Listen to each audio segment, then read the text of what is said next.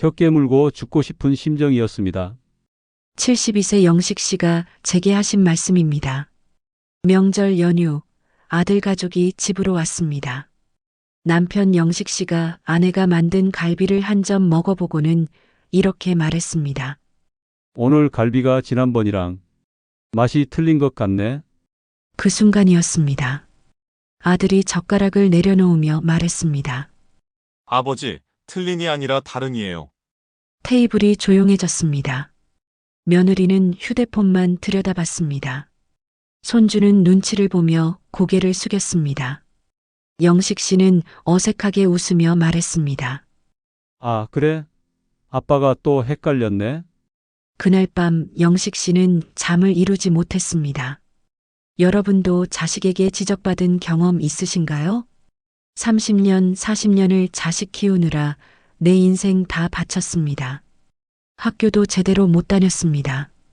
밥도 거르고 잠도 못 자고 힘든 일 마다하지 않고 일했습니다.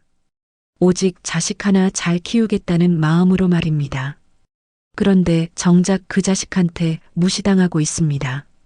지적받고 있습니다. 만날 때마다 기분 나쁜 말을 듣습니다.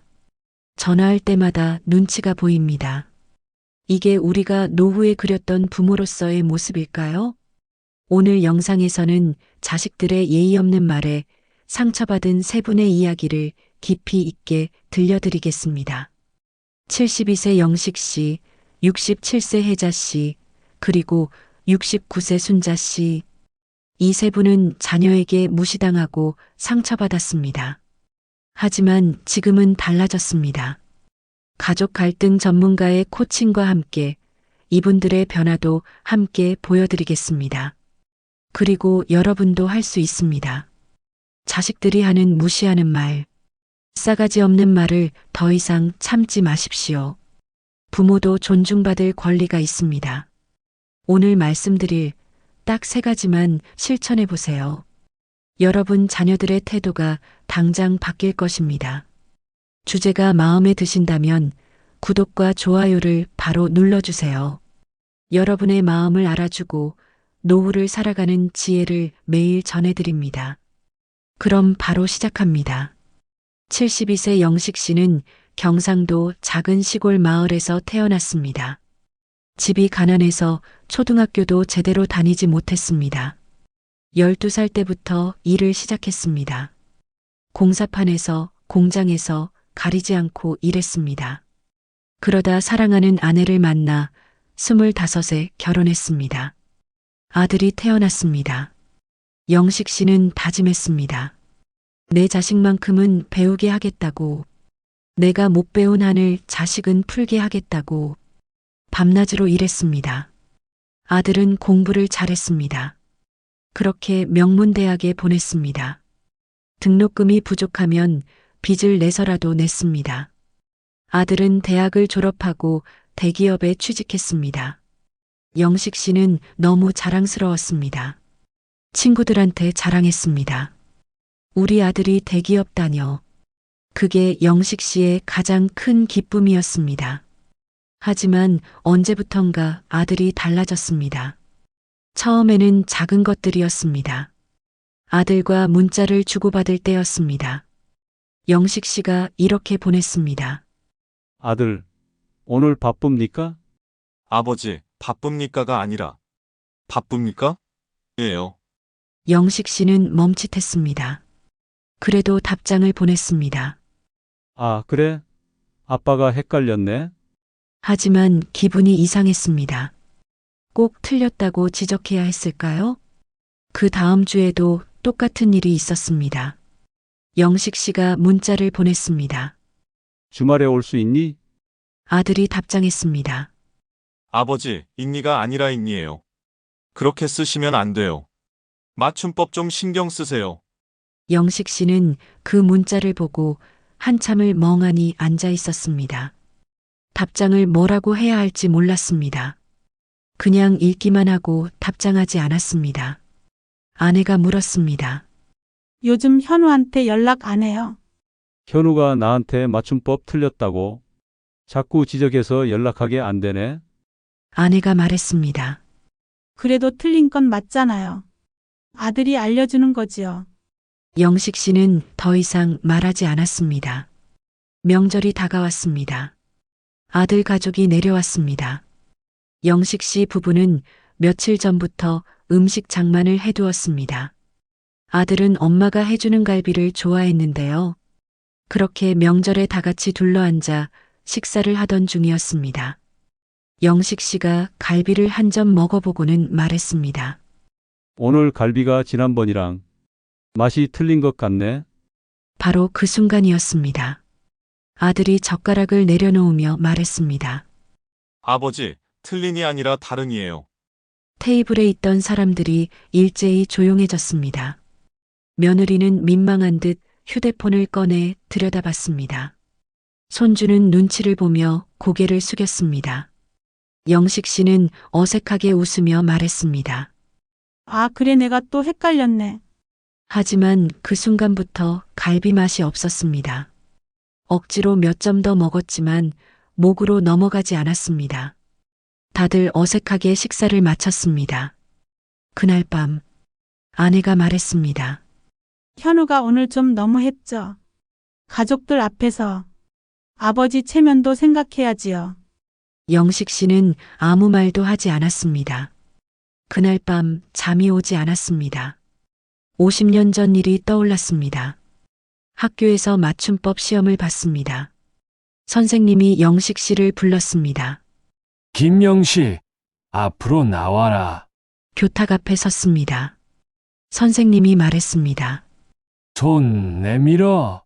회초리로 손바닥을 맞았습니다. 맞춤법을 틀렸다는 이유였습니다. 그날의 수치심이 50년이 지난 지금도 생생했습니다. 그런데 이제는 아들한테 똑같은 수치심을 느낍니다. 며칠 후였습니다. 아들이 집에 들렀습니다. 영식 씨는 신경 써서 새로 산 바지를 입고 나왔습니다.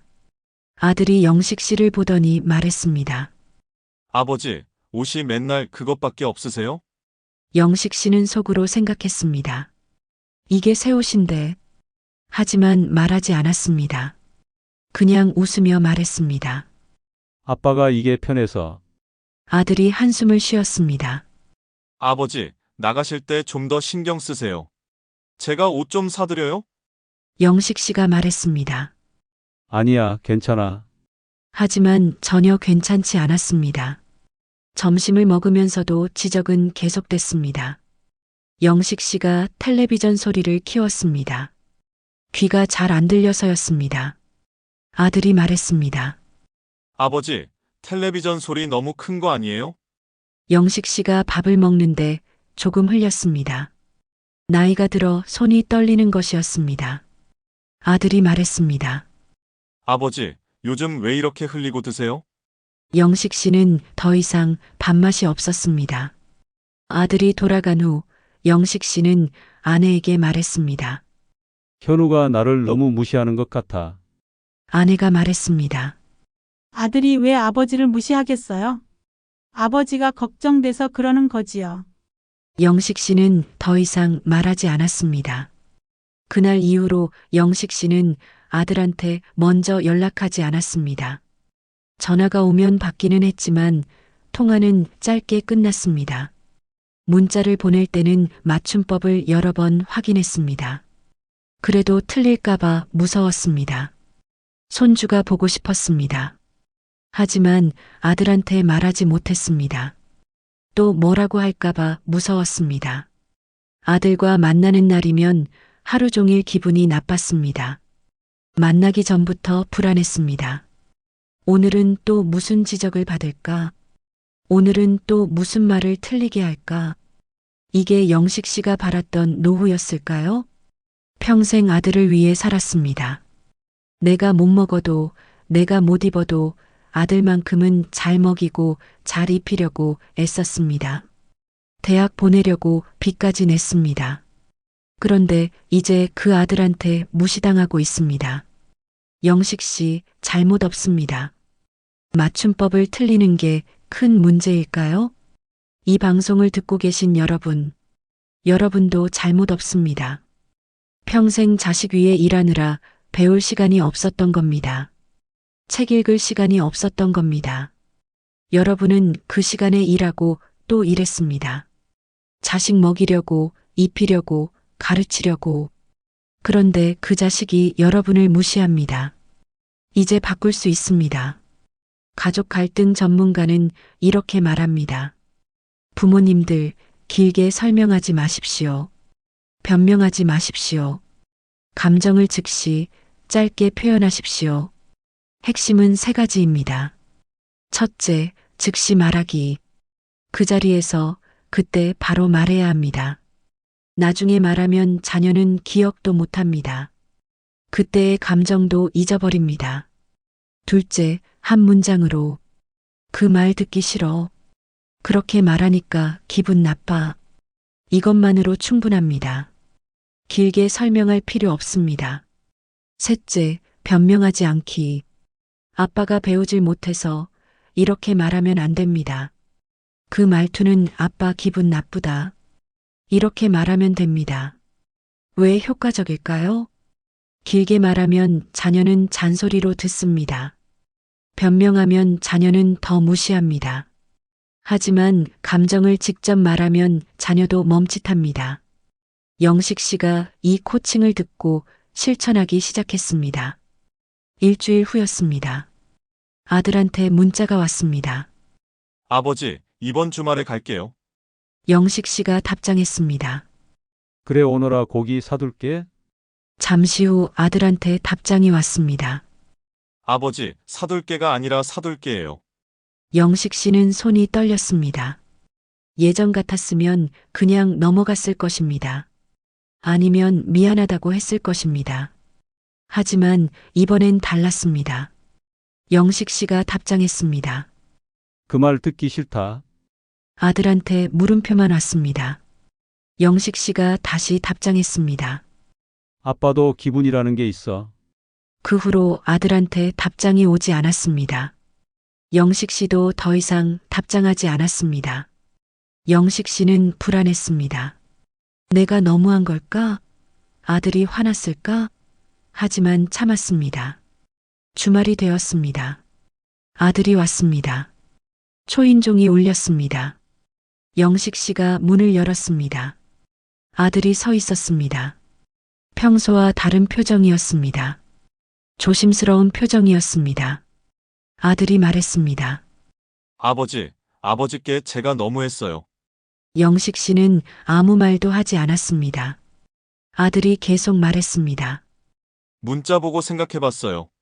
제가 아버지한테 맨날 지적만 했던 것 같아요. 아버지 기분은 생각 안 하고. 정말 죄송해요.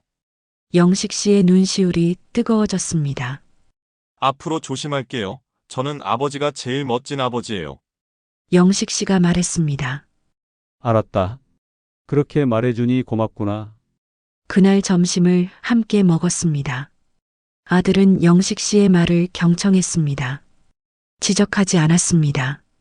영식 씨가 무슨 말을 해도 고개를 끄덕이며 들어주었습니다. 한 달이 지났습니다. 온 가족이 식사를 하다가 영식 씨는 말했습니다. 된장찌개 맛이 오늘은 좀 다르네. 며느리가 끓였나? 맞는 표현으로 말했습니다. 아들이 웃으며 말했습니다.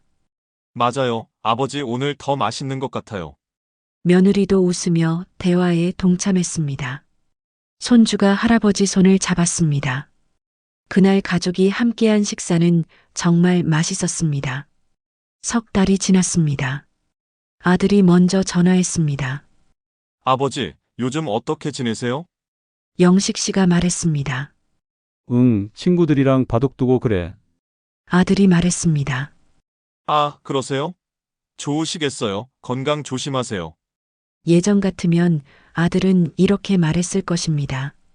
아버지, 바둑만 두지 마시고 운동 좀 하세요.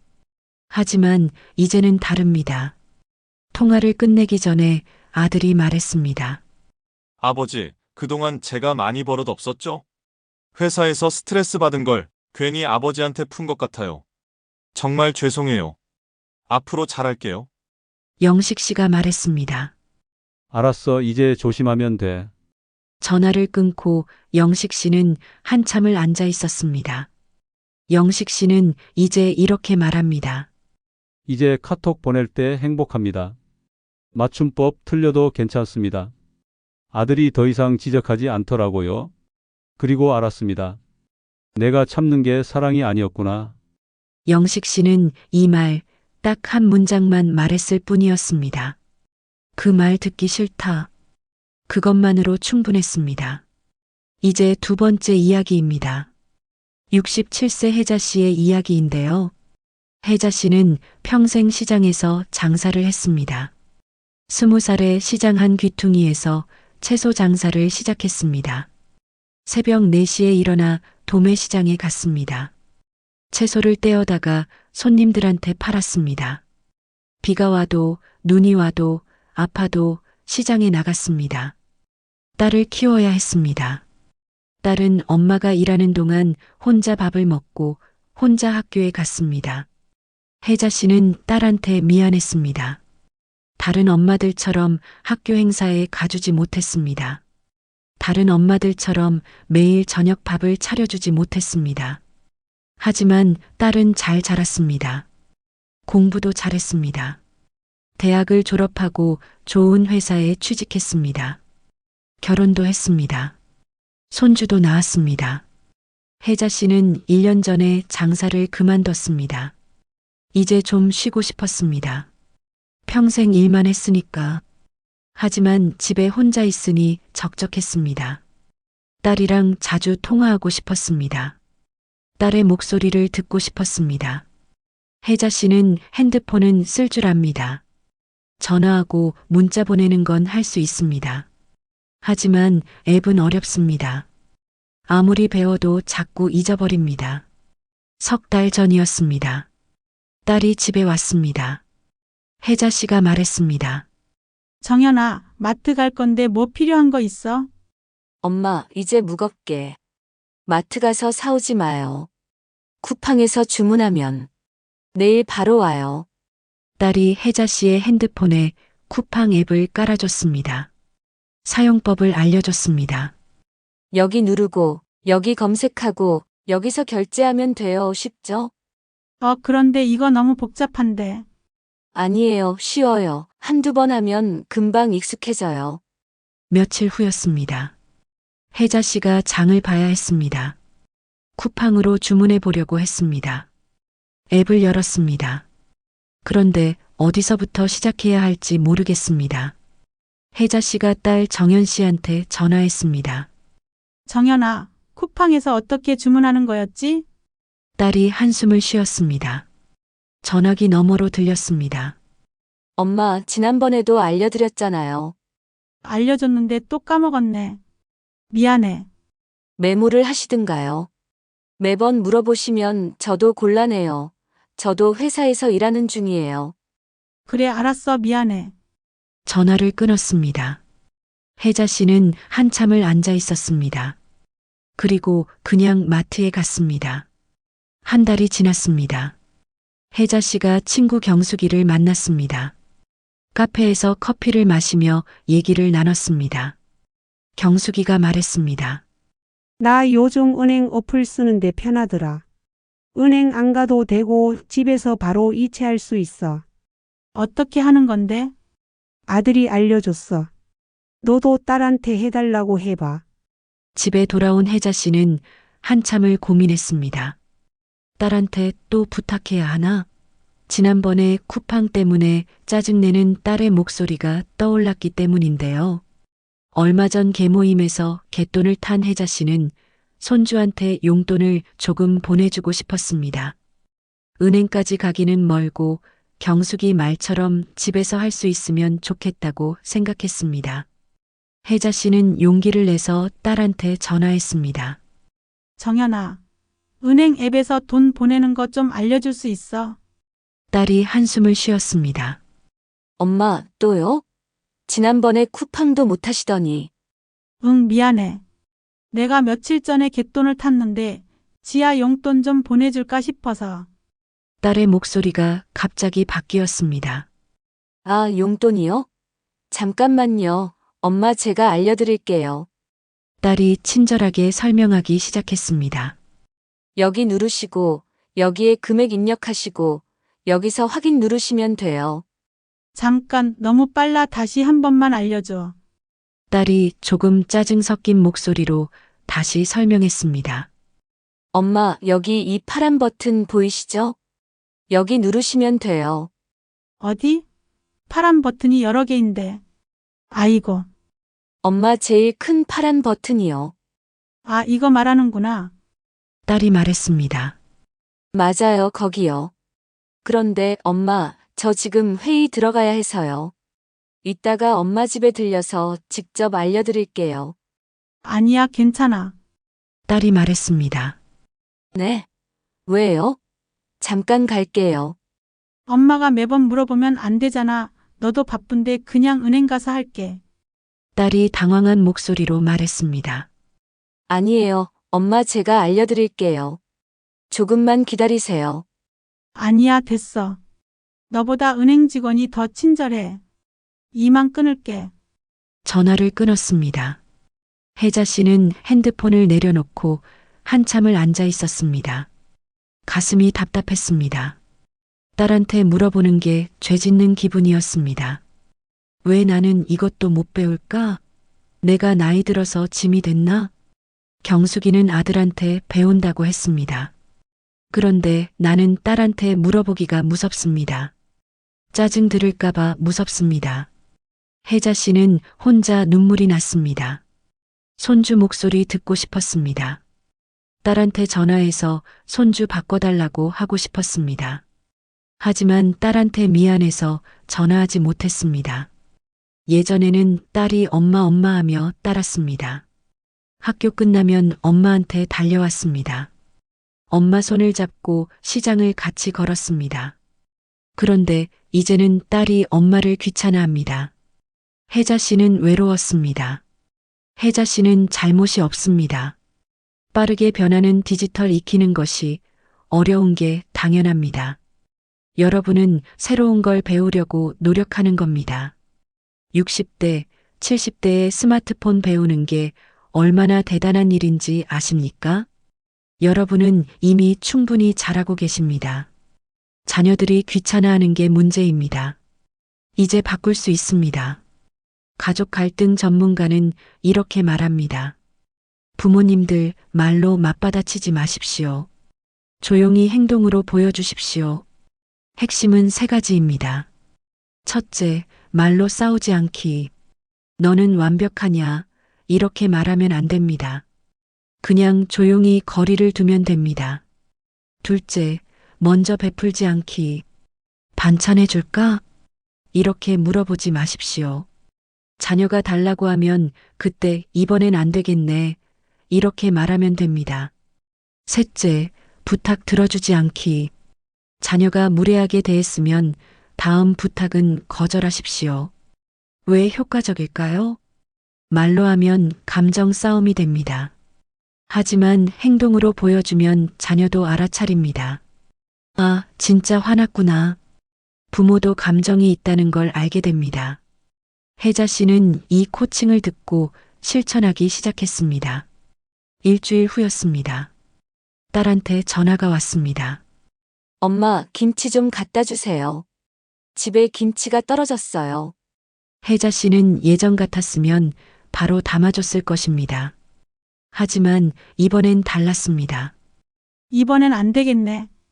딸이 당황한 목소리로 물었습니다. 네. 왜요? 어디 가세요? 엄마도 바빠. 무슨 일 있으세요? 친구들이랑 약속이 있어. 아, 그래요? 그럼 다음에 주세요. 응, 그래.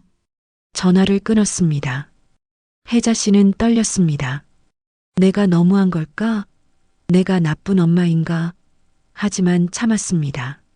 실제로 혜자 씨는 친구를 만나기로 한 것도 아니었습니다. 그냥 집에 있었습니다. 하지만 더 이상 딸의 부탁을 다 들어줄 수 없었습니다. 2주일이 지났습니다. 딸한테 또 전화가 왔습니다.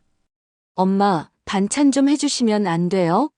지아가 할머니가 해준 장조림 먹고 싶대요. 혜자 씨가 말했습니다. 이번 주는 엄마도 바빠서. 무슨 일 있으세요? 아니면 어디 아프세요? 아니, 그냥 바빠. 네, 알겠어요. 딸의 목소리가 서운해 보였습니다. 혜자 씨는 전화를 끊고 마음이 아팠습니다. 손주가 할머니 반찬 먹고 싶다는데, 하지만 또 참았습니다. 한 달이 지났습니다. 어느 날 초인종이 울렸습니다. 문을 열어보니 딸이 서 있었습니다. 손에 꽃다발을 들고 있었습니다. 어머, 이게 무슨 일이야? 딸이 들어왔습니다. 거실에 앉았습니다. 혜자 씨도 앉았습니다. 딸이 말했습니다. 혜자 씨는 아무 말도 하지 않았습니다. 딸이 계속 말했습니다. 엄마한테 매번 짜증내서 마음이 무거웠어요. 죄송해요. 사실 엄마가 물어보시는 게 귀찮았어요. 근데 엄마가 연락 안 하시니까 제가 얼마나 엄마한테 의지했는지 알겠더라고요. 혜자 씨의 눈시울이 뜨거워졌습니다. 엄마가 김치도 안 갖다 주시고 반찬도 안 해주시니까 제가 다 해야 하잖아요. 그제야 엄마가 해주신 게 얼마나 큰 도움이었는지 알겠어요. 엄마가 나이 들어서 자식한테 짐이 되는 것 같아서. 아니에요, 엄마. 엄마는 짐이 아니에요. 제가 철이 없었어요. 이제부터 제가 잘할게요. 은행 앱이랑 쿠팡 앱도 제가 천천히 다시 알려드릴게요. 화내지 않고요. 몇 번이고 알려드릴 수 있어요. 혜자 씨는 눈물이 났습니다. 그날부터 딸이 주말마다 찾아왔습니다. 은행 앱을 다시 알려줬습니다. 혜자 씨가 잊어버리면 또 알려줬습니다. 짜증내지 않았습니다. 쿠팡 앱도 다시 알려줬습니다. 혜자 씨가 헷갈려하면 옆에서 같이 해줬습니다. 석 달이 지났습니다. 혜자 씨는 이제 은행 앱으로 이체할 줄 압니다. 서툴지만 할 수 있습니다. 손주 용돈을 보냈습니다. 혼자서 보냈습니다. 딸한테 물어보지 않았습니다. 손주한테 문자가 왔습니다. 할머니, 고맙습니다. 딸한테도 문자가 왔습니다. 엄마 혼자서 하셨어요? 대단하세요. 최고세요. 혜자 씨는 기뻤습니다. 혜자 씨는 이제 이렇게 말합니다. 이제 딸한테 물어보는 게 무섭지 않아요. 딸도 친절하게 알려주고요. 그리고 알았습니다. 내가 당당해야 자식도 나를 존중하는구나 하고요. 혜자 씨는 말하지 않았습니다. 행동으로 보여줬습니다. 그것만으로 충분했습니다. 이제 세 번째 이야기입니다. 69세 순자 씨의 이야기입니다. 순자 씨는 평생 자식을 위해 살았습니다. 딸 하나를 키웠습니다. 순자 씨는 딸이 원하는 건 다 해주려고 애썼습니다. 딸이 학원 가고 싶다면 보냈습니다. 딸이 대학 가고 싶다면 보냈습니다. 딸은 결혼했습니다. 아이를 낳았습니다. 눈에 넣어도 안 아플 손주 도율이었습니다. 그런데 순자 씨도 곧 70이 됩니다. 이제 좀 쉬고 싶었습니다. 친구들이랑 놀러 다니고 싶었습니다. 여행도 가고 싶었습니다. 평생 일만 했으니까요. 하지만 딸의 부탁은 계속됐습니다. 어느 날 딸한테 전화가 왔습니다. 엄마, 내일 도율이 좀 봐주세요. 순자 씨는 내일 허리 치료받으러 가기로 했습니다. 병원 예약도 해뒀습니다. 순자 씨가 말했습니다. 선영아, 엄마 내일 병원 가야 해서. 엄마, 저 진짜 급한데요. 중요한 회의 있어요. 병원은 다음에 가시면 안 돼요? 나도 지금 허리가 많이 아파서. 엄마, 하루만요. 제발요. 저 이 회의 놓치면 진짜 큰일 나요? 순자 씨는 한숨을 쉬었습니다. 그래, 알았어. 병원 예약을 취소했습니다. 다음 날 순자 씨는 딸 집으로 갔습니다. 손주를 봤습니다. 도율이는 항상 다정하기만 한 할머니의 말을 잘 듣지 않습니다. 온종일 집안을 뛰어다녔습니다. 순자 씨는 집을 치우느라 허리가 더 아팠습니다. 저녁이 돼서야 딸이 돌아왔습니다. 엄마, 고마워요. 회의 잘 끝났어요. 순자 씨가 말했습니다. 그래, 다행이네. 엄마는 갈게. 집에 돌아온 순자 씨는 소파에 누웠습니다. 허리가 너무 아팠습니다. 일주일 후였습니다. 친구 미숙이랑 카페에서 만나기로 했습니다. 오랜만에 만나는 친구였습니다. 카페에 앉아 수다를 떨고 있었습니다. 그때 딸한테 전화가 왔습니다. 엄마, 지금 어디세요? 응, 친구랑 커피 마시고 있어. 엄마, 미안한데 지금 우리 집 좀 와주실 수 있어요? 왜? 무슨 일 있어? 반찬해야 하는데 시간이 없어요. 도율이 먹을 게 하나도 없어요. 엄마가 좀 해주고 가시면 안 돼요? 지금 엄마 친구랑 커피 마시고 있는데 급해요. 장도 안 봐서 도율이 학교에서 오면 먹을 게 하나도 없다고요. 제발요. 순자 씨는 친구를 봤습니다. 미숙이가 괜찮다는 듯이 고개를 끄덕였습니다. 순자 씨가 말했습니다. 알았어, 갈게. 전화를 끊고 미숙이한테 말했습니다. 미안해, 나 먼저 가봐야겠어. 미숙이가 말했습니다. 또 딸네 집에 가는 거야? 순자 씨가 미안한 표정으로 말했습니다. 응, 반찬 좀 해달래. 너 딸한테 너무 잘해주는 거 아니야? 자기 집 반찬은 자기가 해야지. 그래도 바쁘다는데 어떡하겠어. 순자 씨는 헐레벌떡 딸네 집으로 갔습니다. 부엌에서 반찬을 5가지 만들었습니다. 3시간이 걸렸습니다. 다리도 아프고 허리도 아팠습니다. 저녁 때 딸이 돌아왔습니다. 엄마, 고마워요. 잘 먹을게요. 순자 씨는 집으로 돌아왔습니다. 너무 피곤했습니다. 1달 후였습니다. 계모임이 있었습니다. 계모임에서 친구들이 강원도 여행을 가기로 했습니다. 1박 2일 여행이었습니다. 순자 씨는 너무 기대됐습니다. 평생 여행다운 여행을 가본 적이 없었습니다. 친구들이랑 가는 첫 여행이었습니다. 출발 3일 전이었습니다. 딸한테 전화가 왔습니다. 엄마, 도율이가 감기 걸렸어요. 어쩐다니 많이 아파? 열이 좀 있어요. 병원 데려가야 하는데 저는 내일 중요한 프레젠테이션이 있어서요. 엄마가 와서 좀 봐주세요. 내일 하루만요? 근데 나는 모레 여행 가기로 했는데. 엄마, 도율이가 아픈데 여행이 중요해요? 순자 씨는 용기를 내서 말했습니다. 회사에 연차 내면 안 되니? 하루만 내면 되잖아. 여름에 연차 써서 발리 다녀왔잖아요. 그때 많이 써서 이제 몇 개 안 남았어요. 쓸 수는 있는 거잖아. 네가 하루 쉬어. 아니면 김서방이 쉬어도 되잖니? 딸이 짜증 섞인 목소리로 말했습니다.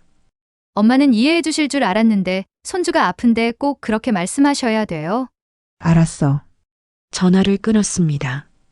순자 씨는 계모임 단체 채팅방에 문자를 보냈습니다.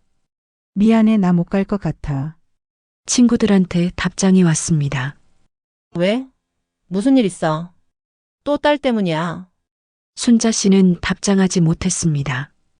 여행 가는 날이었습니다. 친구들은 강원도로 떠났습니다. 순자 씨는 딸 집에서 손주를 봤습니다. 손주는 이미 많이 나아 있었습니다. 감기였을 뿐이었습니다. 열도 거의 없었습니다. 저녁 때 딸이 돌아왔습니다. 엄마, 고생하셨어요. 프레젠테이션 잘 끝났어요. 순자 씨는 아무 말도 하지 않았습니다. 집으로 돌아왔습니다. 텔레비전을 켰습니다.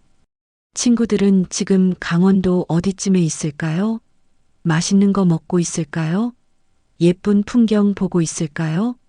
순자 씨는 눈물이 났습니다. 다음 날 딸한테 문자가 왔습니다. 엄마, 다음 주에 반찬 좀 해주세요. 도율이 입맛에 맞는 것만 몇 가지 해주세요. 순자 씨는 문자를 보고 한참을 앉아 있었습니다. 내가 왜 이렇게 살까? 딸은 해외여행 가는데 나는 강원도도 못 가나? 내 인생은 언제 사는 거지? 순자 씨는 서러웠습니다. 순자 씨 잘못 없습니다. 평생 희생하셨습니다. 이 방송을 듣고 계신 여러분도 이제 거절할 권리가 있습니다. 여러분은 30년, 40년을 자녀 위에 사셨습니다. 밥도 제대로 못 먹고 잠도 제대로 못 자고 자녀를 키우셨습니다. 이제 여러분 차례입니다. 여행 가고 싶으면 가세요. 친구 만나고 싶으면 만나세요. 쉬고 싶으면 쉬세요. 그게 나쁜 부모가 아닙니다. 이제 바꿀 수 있습니다. 가족 갈등 전문가는 이렇게 말합니다. 부모님들, 가장 중요한 건 마음입니다. 행동하기 전에 마음을 바꾸십시오. 핵심은 4가지입니다. 첫째, 나는 나쁜 부모 아니다. 거절해도 나쁜 부모 아닙니다. 화내도 나쁜 부모 아닙니다. 거리둬도 나쁜 부모 아닙니다. 둘째, 거절해도 괜찮다. 자녀의 부탁을 안 들어줘도 됩니다. 내 일정이 우선입니다. 내 건강이 우선입니다. 셋째, 자녀가 섭섭해도 괜찮다. 자녀가 서운해할 수 있습니다. 그래도 괜찮습니다. 자녀도 어른입니다. 이해할 것입니다. 넷째, 희생이 사랑 아니다. 무조건적 희생은 자녀를 망칩니다. 존중하는 관계가 진짜 사랑입니다. 당당한 부모가 좋은 부모입니다. 왜 마음이 중요할까요? 마음이 안 바뀌면 다시 참게 됩니다. 죄책감이 들면 다시 들어주게 됩니다. 하지만 마음이 바뀌면 행동도 바뀝니다. 전문가는 마지막으로 이렇게 말합니다. 부모님들, 여러분은 자녀 인생의 조연이 아닙니다. 여러분 인생의 주인공입니다. 순자 씨는 이 코칭을 듣고 결심했습니다. 다음 날 순자 씨는 거울을 봤습니다. 주름진 얼굴이 보였습니다. 평생 자식 위에 산 얼굴이었습니다. 순자 씨는 스스로에게 말했습니다. 이제 내 인생 살자. 일주일 후였습니다. 딸한테 전화가 왔습니다. 엄마, 이번 주말에 도율이 좀 봐주세요. 순자 씨는 심호흡을 했습니다. 이번 주말은 안 되겠다. 딸이 놀란 목소리로 물었습니다. 네. 왜요? 어디 가세요? 순자 씨가 말했습니다. 응, 친구들이랑 만나기로 했어. 딸이 말했습니다. 엄마, 저 정말 급한데요. 친구 만나는 거 다음에 하시면 안 돼요? 순자 씨가 말했습니다. 미안해, 이번엔 안 돼. 엄마가 이러시면 저 어떡해요? 도율이를 어디에 맡겨요? 너도 방법을 찾아봐. 엄마만 방법이 아니야. 전화를 끊었습니다. 순자 씨는 떨렸습니다. 내가 너무한 걸까? 내가 나쁜 엄마인가? 하지만 이번엔 참지 않았습니다. 다음 날 딸한테 전화가 왔습니다. 엄마, 어제 왜 그러셨어요? 엄마도 엄마 인생이 있어. 무슨 말씀이세요? 순자 씨가 말했습니다. 엄마가 지난번에 강원도 여행 못 갔잖아. 도율이 봐주느라. 그때 얼마나 속상했는지 알아? 딸이 아무 말도 하지 않았습니다. 순자 씨가 계속 말했습니다. 엄마도 친구들이랑 놀고 싶어. 여행도 가고 싶고. 평생 일만 했으니까 이제 좀 쉬고 싶어. 듣고 있던 딸이 조용히 말했습니다. 엄마가 그렇게 힘드신 줄 몰랐어요. 엄마도 사람이야. 피곤하기도 하고 아프기도 해. 그런데 너는 엄마는 언제나 괜찮을 거라고 생각하잖아. 엄마, 죄송해요. 앞으로는 미리 물어봐. 엄마가 가능한지. 엄마도 일정이 있어. 네, 알겠어요. 일주일이 지났습니다. 딸한테 전화가 왔습니다. 엄마, 다음 주 화요일에 시간 괜찮으세요? 순자 씨가 말했습니다. 왜? 도율이 좀 봐주실 수 있을까 해서요. 근데 엄마 일정 있으시면 괜찮아요. 화요일? 잠깐만 있어봐. 순자 씨는 달력을 확인했습니다. 화요일은 아무 일정이 없었습니다. 화요일은 괜찮아. 딸이 기쁜 목소리로 말했습니다. 정말요? 감사해요. 엄마, 제가 그날 중요한 미팅이 있어서요. 엄마, 제가 오늘 저녁 사드릴게요. 뭐 드시고 싶으세요? 순자 씨는 놀랐습니다. 딸이 이런 말을 한 적이 없었습니다. 아니야, 괜찮아. 아니에요. 제가 사드릴게요. 엄마가 도와주시는 건데 제가 언제 엄마랑 외식했나 싶어요.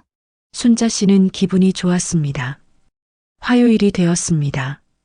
순자 씨는 딸 집으로 갔습니다. 손주를 봤습니다. 점심때는 딸이 음식을 배달시켜줬습니다. 저녁 때 딸이 돌아왔습니다. 손에 꽃다발을 들고 있었습니다. 엄마, 이거요? 이게 뭐야? 감사해서요. 엄마가 도와주셔서 미팅 잘 끝났어요. 순자 씨는 눈시울이 뜨거워졌습니다. 엄마, 그동안 제가 너무 당연하게 생각했어요. 엄마가 해주시는 걸요. 근데 엄마도 엄마 인생이 있는 거잖아요. 이제부터 미리 물어볼게요. 엄마가 괜찮으실 때만 부탁드릴게요. 그리고 반찬은 제가 할게요. 엄마가 가끔 해주시면 감사히 먹고요. 순자 씨가 말했습니다. 그래 그렇게 말해주니 고맙다. 엄마, 다음 달에 친구들이랑 여행 가세요. 이번엔 제가 방해 안 할게요. 순자 씨는 눈물이 났습니다. 1년 후 개모임에서 또 여행을 계획했습니다. 이번엔 제주도였습니다. 2박 3일이었습니다. 순자 씨는 딸한테 말했습니다. 선영아, 엄마 다음 주에 제주도 가. 와, 진짜요? 잘 다녀오세요. 재미있게 놀다 오세요. 너는 괜찮겠어? 도율이 안 봐줘도 돼? 엄마, 걱정 마세요. 제가 알아서 할게요. 엄마는 그냥 즐기고 오세요. 출발 전날이었습니다. 딸이 집으로 왔습니다. 손에 가방을 들고 있었습니다. 엄마, 이거요. 여행 가방이에요. 제가 새로 샀어요. 어머, 이런 것까지. 고마워. 엄마, 제주도 가서 예쁜 사진 많이 찍어 오세요. 저한테도 보내주시고요. 순자 씨는 딸을 꼭 안았습니다. 제주도 여행은 정말 좋았습니다. 친구들이랑 바다도 보고 맛있는 것도 먹고 웃고 떠들었습니다. 순자 씨는 딸한테 사진을 보냈습니다. 딸한테 답장이 왔습니다. 엄마, 정말 행복해 보여요. 보기 좋아요. 여행에서 돌아왔습니다. 딸이 공항까지 마중 나왔습니다. 엄마, 여행 어떠셨어요? 정말 좋았어. 엄마가 행복하시니까 저도 기뻐요. 차를 타고 집으로 가는 길 딸이 말했습니다. 엄마, 제가 그동안 많이 철없었죠? 이제 알았으면 됐어. 석 달이 지났습니다. 딸과의 관계는 완전히 달라졌습니다. 딸은 이제 먼저 물어봅니다. 엄마 시간 괜찮으세요? 엄마 힘드시면 괜찮아요. 반찬도 자기가 합니다. 가끔 순자 씨가 해주면 정말 감사하다고 합니다. 순자 씨는 친구들이랑 자주 만납니다. 문화센터도 다닙니다. 수영도 배우기 시작했습니다. 어느 날 딸이 물었습니다. 엄마, 요즘 정말 바쁘시네요. 순자 씨가 웃으며 말했습니다. 그러게 엄마가 이렇게 바쁜 줄 몰랐어. 보기 좋아요. 엄마 얼굴이 행복해 보여요. 순자 씨는 이제 이렇게 말합니다. 이제 나는 내 인생의 주인공이에요. 딸의 조연이 아닙니다. 그리고 알았습니다. 희생이 사랑이 아니었구나. 서로 존중하는 게 진짜 사랑이구나 하고요. 어떠신가요? 지금까지 세 분의 이야기를 들으셨습니다. 영식 씨, 혜자 씨, 순자 씨. 이 세 분은 어떻게 변화했을까요? 딱 세 가지를 실천했습니다.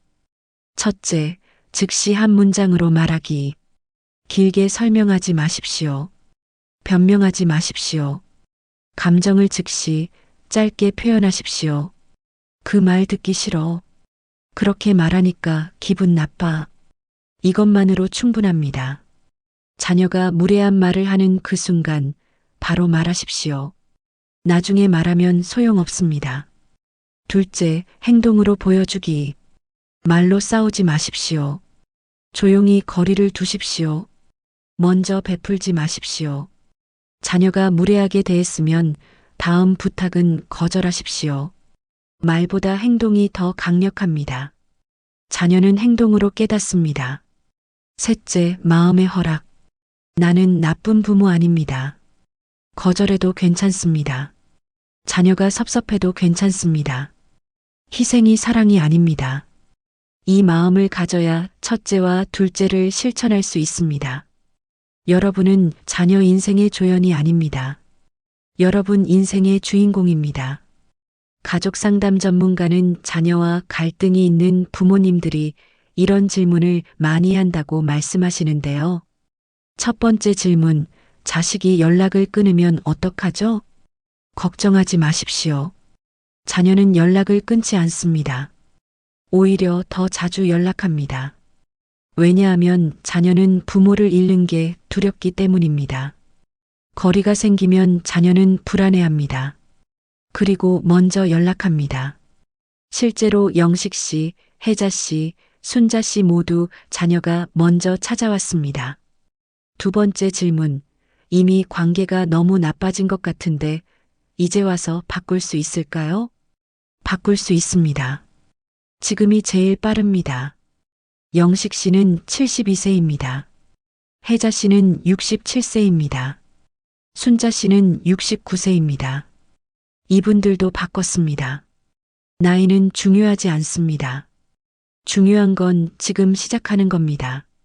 세 번째 질문, 친구들은 다 자식한테 잘해주는데 나만 이러면 이상한 부모 아닌가요? 이상한 부모가 아닙니다. 건강한 부모입니다. 다른 사람들이 어떻게 하든 상관없습니다. 중요한 건 여러분이 행복한가입니다. 자녀에게 무시당하면서 사는 게 잘해주는 건가요? 그건 잘해주는 게 아닙니다. 그건 자녀를 망치는 겁니다. 당당한 부모가 좋은 부모입니다. 영식 씨는 이제 행복합니다. 아들과 문자할 때 맞춤법을 걱정하지 않습니다. 틀려도 괜찮습니다. 아들이 더 이상 지적하지 않습니다. 혜자 씨는 이제 즐겁습니다. 딸한테 물어보는 게 무섭지 않습니다. 딸이 친절하게 알려줍니다. 짜증내지 않습니다. 순자 씨는 이제 자유롭습니다. 친구들이랑 여행을 다닙니다. 문화센터도 다닙니다. 자기 인생을 삽니다. 세 분의 공통점이 뭘까요? 당당합입니다. 더 이상 자녀 눈치를 보지 않습니다. 더 이상 무시당하지 않습니다. 자녀가 먼저 존중합니다. 여러분도 할 수 있습니다. 오늘부터 딱 하나만 하십시오. 자녀가 무례한 말, 예의 없는 말을 하면 그 말 듣기 싫어. 이 한마디만 하십시오. 그리고 댓글에 남겨주십시오. 오늘 실천했습니다라고요. 여러분은 혼자가 아닙니다. 지금 이 방송을 듣는 수많은 부모님들이 함께 변화하고 있습니다. 용기 내서 실천해 보세요. 내 남은 노후를 위해서요. 내 인생의 하루가 귀합니다. 여러분은 30년, 40년을 자녀를 위해 사셨습니다. 평생을 희생하셨습니다. 이제 여러분 차례입니다. 부모도 존중받을 권리가 있습니다. 부모도 행복할 권리가 있습니다. 부모도 자기 인생을 살 권리가 있습니다. 당신은 나쁜 부모가 아닙니다. 당신은 좋은 부모입니다. 당신은 충분히 잘하고 있습니다. 이제 당신을 위해 사십시오. 자녀가 섭섭해도 괜찮습니다. 자녀는 이해할 것입니다. 자녀는 성장할 것입니다. 그리고 자녀는 여러분을 더 존중할 것입니다. 영식 씨가 마지막으로 하신 말씀을 전해드립니다. 이제 알았습니다. 내가 당당해야 아들도 나를 존중하는구나. 내가 행복해야 아들도 행복하구나. 여러분의 남은 인생이 더 당당하고 더 행복하기를 진심으로 바랍니다. 용기 내어 말 한마디를 꺼내보세요. 그리고 자식을 위해서가 아니라 나를 위한 오늘을 보내세요. 오늘 만나본 세 분과 같은 고민을 하고 있는 분이 주변에 계시다면 지금 바로 영상을 공유해 주세요. 소중한 친구의 인생을 바꿀 수도 있는 작은 실천이 될 수 있습니다. 오늘 내용이 공감이 가고 유익하셨다면 구독과 좋아요도 눌러주세요. 제가 채널 운영하는데 아주 큰 힘을 받습니다. 좋은 영상으로 또 찾아오겠습니다. 고맙습니다.